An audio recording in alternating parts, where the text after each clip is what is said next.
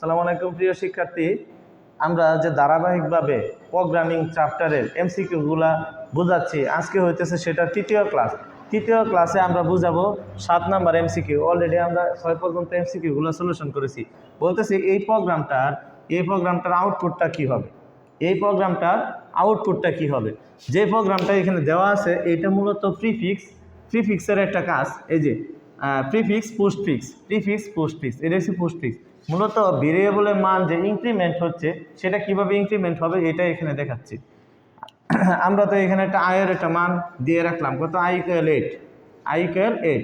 এখন বলতেছে যে আয়ের মানটা কে এর মধ্যে পাস হবে, আয়ের মানটা কে এর মধ্যে পাস হবে। কিভাবে পাস হবে, এখানে যে আয় আছে, আয়ের মান অলরেডি কত 8, তাহলে কে = কত i, তার মানে ইতিমধ্যে কে এর মান হয়ে গেল কত 8, ভ্যালুটা পাস হলো, আয়ের মান কে এর মধ্যে পাস হলো। এই ইকুয়াল মানেই হইতেছে ভ্যালু পাস হওয়া।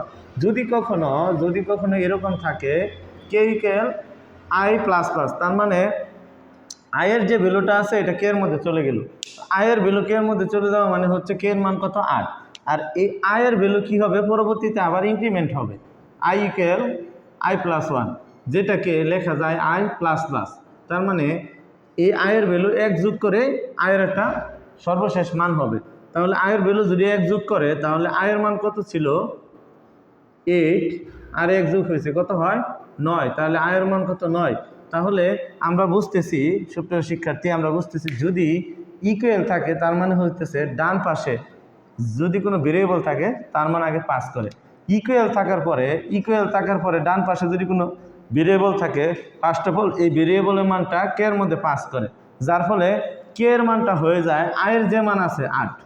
আর যদি এরকম হতো যে কে = i, তাহলে কি হতো, তাহলে আগে অপারেটর যদি থাকে যোগ বিয়োগ গুণ ভাগ, এগুলো হয় কি আগে সে অপারেটরের কাজ করে, অর্থাৎ a++ মানে কি i+1 = i, তার মানে কি 8 যোগ 1 9, এই 9কে করে কি 9কে কে এর মধ্যে পাস করতো যদি প্লাস থাকতো।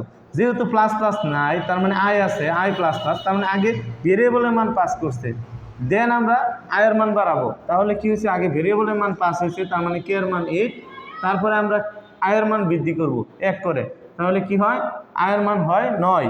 আর এইখানে যদি এরকম হতো প্লাস i, তাহলে কি হতো, তাহলে কে এর মানও 9, আয়ের মানও 9 হতো, অর্থাৎ যোগ করে ভ্যালু পাস হতো। যদি প্লাস থাকে ইকুয়ালে পরে তাহলে যোগ করে ভ্যালু পাস হয়। তাহলে আমরা কি দেখলাম যে আই, এখন প্রিন্টএফ বলতেছে আই আর কে, তো এই পার্সেন্ট দিয়ে মানে হইতেছে আয়ের মান নিচে কত, নিচে আয়ের মান সর্বশেষ কত পেলাম আমরা 9, তার মানে কোথায় আছে 9, এই প্রথমটা হইতেছে 9, এটা একটা অপশন, ঠিক আছে। তারপরে আর কোনোটাতে 9 নেই, তার মানে এটাকে খকে আপাতত ধরা যাচ্ছে। তারপরে দেখতেছি কি, তারপরে চাচ্ছে কার মান, কে এর মান, বাট কে এর মান কত 8, তাহলে এখানে 8 নেই, তার মানে এটা বাদ। এইখানে 8 আছে 9 আছে, এটাও হবে না। এইখানে 10 আছে, আয়ের মান 10 না। এইখানে শুধুমাত্র কি আছে, আয়ের মান 9 এবং কে এর মান কত 8, এইটাই হবে আয়ের মান 8, কে এর মান হইতেছে কত, আয়ের মান হচ্ছে কত 9, কে এর মান কত হবে 8। তার মানে ফার্স্ট অফ অল আমরা যে মানটা পাইতেছি সেটা হচ্ছে কে এর মধ্যে যাচ্ছে ভ্যালু, এই যে হচ্ছে কে এর মান সর্বশেষ কে এর মান কত 8, এবং কি প্রথমে কি আয়ের মান হচ্ছে কত 9, এই যে আয়ের মান বৃদ্ধি হয়েছে। সুপ্রিয় শিক্ষার্থী, এই এমসিকিউটার মানে হচ্ছে একটা সি প্রোগ্রামিং দেওয়া আছে যেখানে ভেরিয়েবলের মান বাড়াচ্ছে, কত করে বাড়াচ্ছে 1 করে। এই 1 করে বাড়ানোর ফলে কাজটা কিভাবে হবে সেটা বুঝতে হবে। এখানে আয়ের ভ্যালু ইনিশিয়ালাইজ করে দেওয়া আছে, আয়ের ভ্যালু কত 8। এখন এই i++, তাহলে ফার্স্ট অফ অল কী হবে, আয়ের ভ্যালু কেতে পাস হবে, কেতে আয়ের ভ্যালু পাস হওয়া মানে এইখানে কে এর মান আছে কত 8, আর আয়ের ভ্যালু 1 করে যোগ করতেছে, তার মানে কত হয় 8-এর সাথে 1 যোগ হলে হয় কত 9, তার মানে আয়ের যে ভ্যালুটা থাকবে সেটা সর্বশেষ ভ্যালু হইতেছে 9, আর কে এর ভ্যালুটা হইতেছে সর্বশেষ কত 8।